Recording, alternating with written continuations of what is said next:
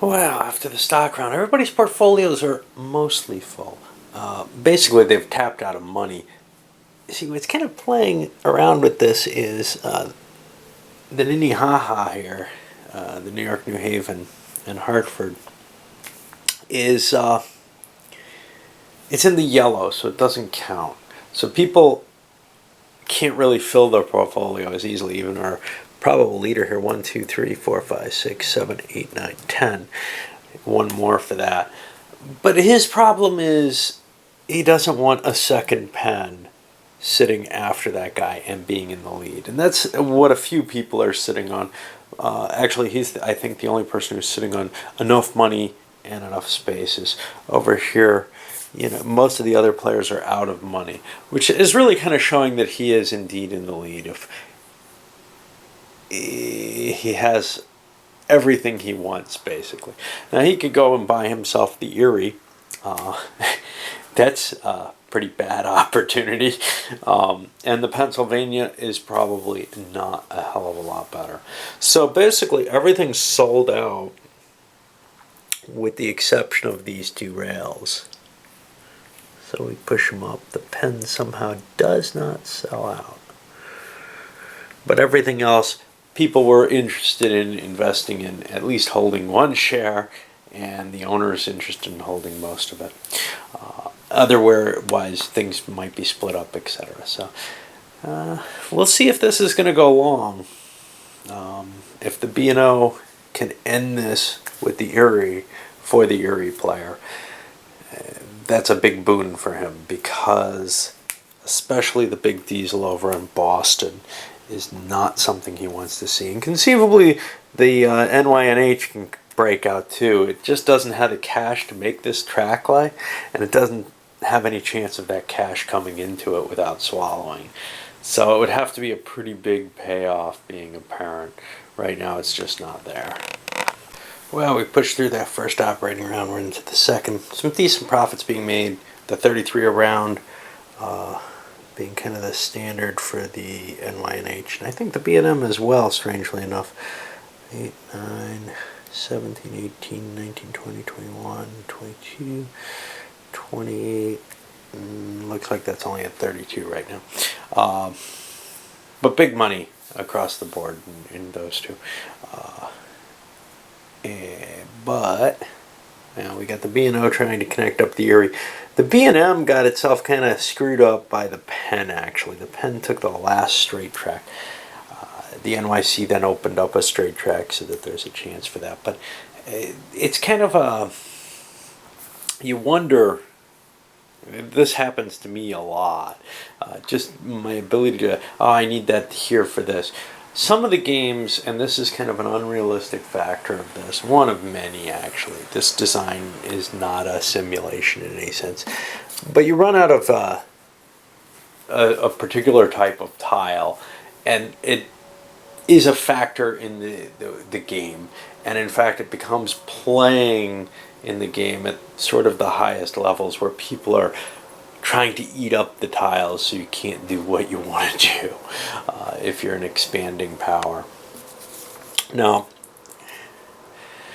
and that obviously is going to bother me a great deal, as do some of the abstractions in the stock market, etc. That I still love XX, but it doesn't serve as the kind of economic model that I want it to be in any sense of the word. It is an interesting game, but a rather heavy one in some ways. Well, so far, the B&O looked like it was the only one chasing the Erie. The C&O decided to step in and slam in there. Their view here is they're going to get second place out of doing this. They think they're behind the B&O player, but honestly, they don't think they're going to gain on the B&O player comparing their portfolios and their current standing. So their feeling is, well, all right, let's crush it now before those big diesels do any real damage here. And now we hit the ugly point. The Erie's hooked up. They don't have much money. They could buy the CP's train. This is the easiest way out for now. Shift that onto their track. Now, they actually kind of want the diesel on the Erie, but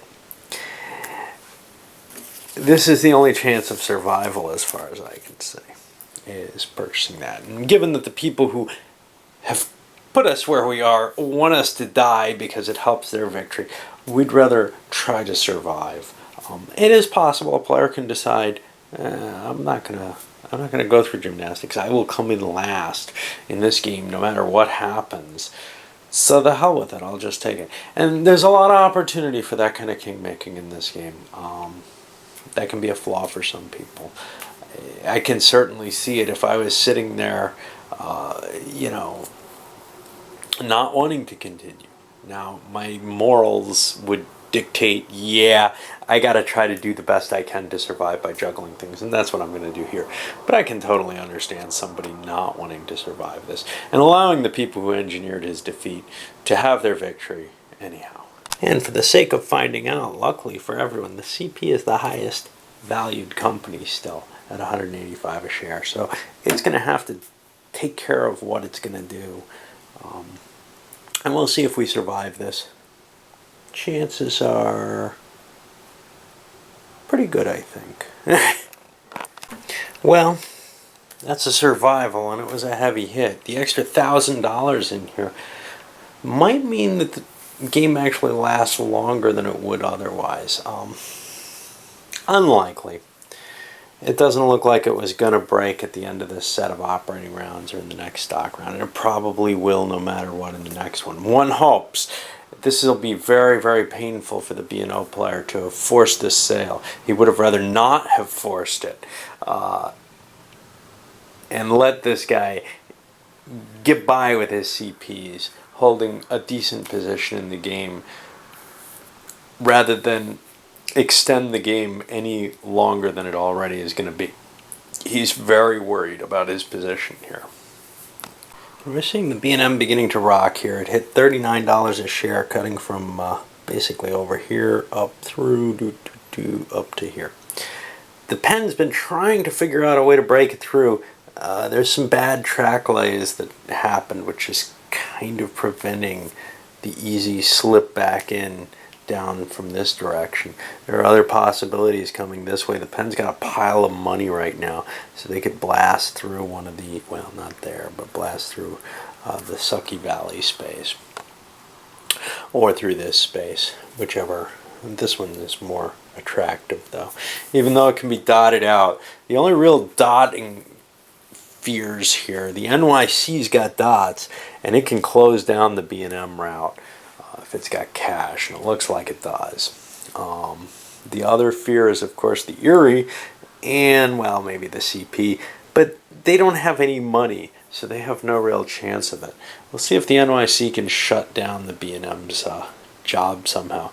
It could actually do a pretty good job by slamming a dot in here, which would cut off southern New York to the B&M. Probably more valuable than, say, putting one here, which is only cutting off their deeper route. Well, the NYC did just that, and kind of as a secret, they have enough money for another dot too. They're so powerful at cutting things apart with all those dots if they get cash. Same with the pen, who's still got a couple left and has enough money to start playing with them if need be.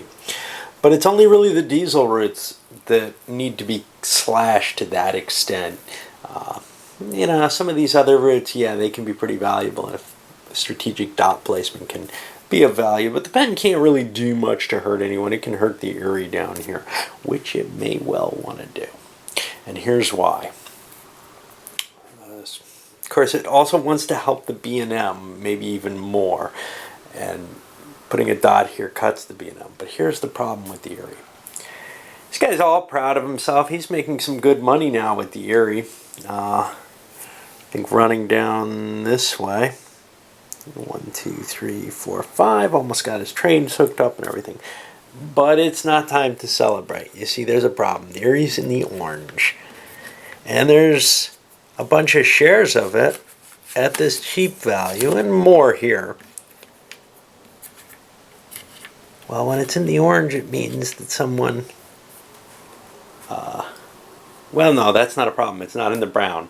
Okay, so he's safe still with the Erie. What the orange means is that someone can hold more than 60% of it. I thought it was the effect of the brown, and that would be devastating. Anyway, Areas are becoming interesting and valuable now. Not as valuable maybe as the CP is. That extra CP with a diesel on it is a pleasing thing, and it also has this incremental. But here's the bonus with the Erie: it doesn't count against your stock limits, so everybody wants the Eries. Question, of course, is this guy going to dump a wrecked company on someone? And it may well happen. What I thought was going to happen was this guy was going to be able to get the Erie by just scooping them up. But no, the orange doesn't allow that. All right, well, a lot of money fell. I don't know if it's going to break in this next 3 operating rounds. That's a lot of money there.